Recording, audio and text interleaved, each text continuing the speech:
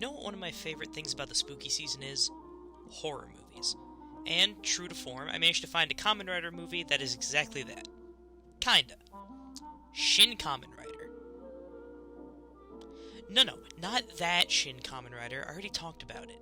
This movie is titled Shin Kamen Rider Prologue. Released in 1992, the movie serves as a celebration of the franchise's 20th anniversary.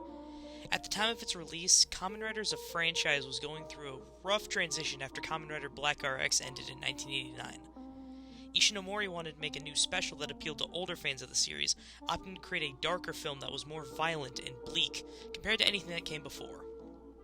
The end result was Shin Kamen Rider Prologue.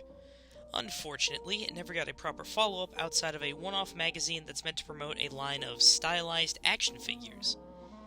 Anyways, enough backstory, time to talk about the movie itself. The movie follows a young motorcyclist named Shin Kazumatsuri, son of Dr. Kazumatsuri. The Doc and his partner, Dr. Onizuka, are researchers working for the Institute of Super Science, unknowingly, of course. They're researching ways to cure diseases by experimenting on human test subjects to strengthen their bodies. That's where Shinny Boy comes in. He becomes a test subject of his father's work. Instead of being given an amped immune system like you'd think would happen when you're trying to, cure diseases, instead he gets turned into a cyborg designed for combat. You hate when that happens. This all sounds kind of familiar though, right? Motorcyclist gets experimented on and turned into a cyborg. Yeah, they straight rehashed the plot points of the manga and 71 series for this film, except it's darker. How much darker? Well, remember how I said there was a splash of horror in this? Content warning for anyone not into body horror. This is your chance to look away, or if you're on YouTube watching this, skip ahead to later in the video.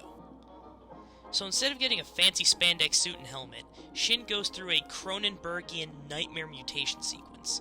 It is pure body horror, and we see some really well done practical effects to bring the transformation to life.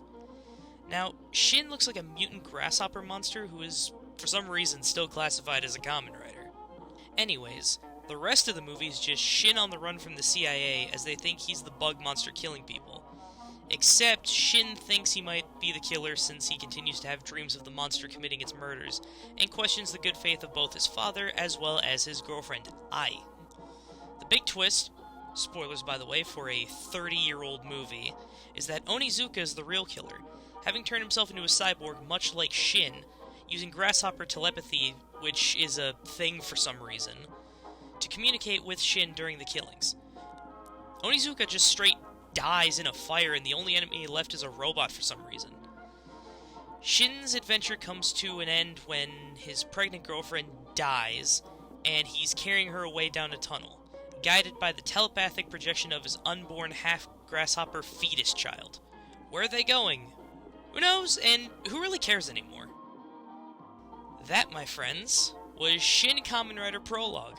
A movie that didn't need to be 90 minutes long, but has some really neat visuals and great costuming. Believe it or not, you can actually just watch it for free on YouTube. Like, I'm serious, go to Toei Tokusatsu Network's YouTube channel and just watch it for free. Anyways, if you like body horror and gore, go give it a watch. I'm gonna go look online for that stupid magazine sequel or something, I don't know. Catch you later, everybody.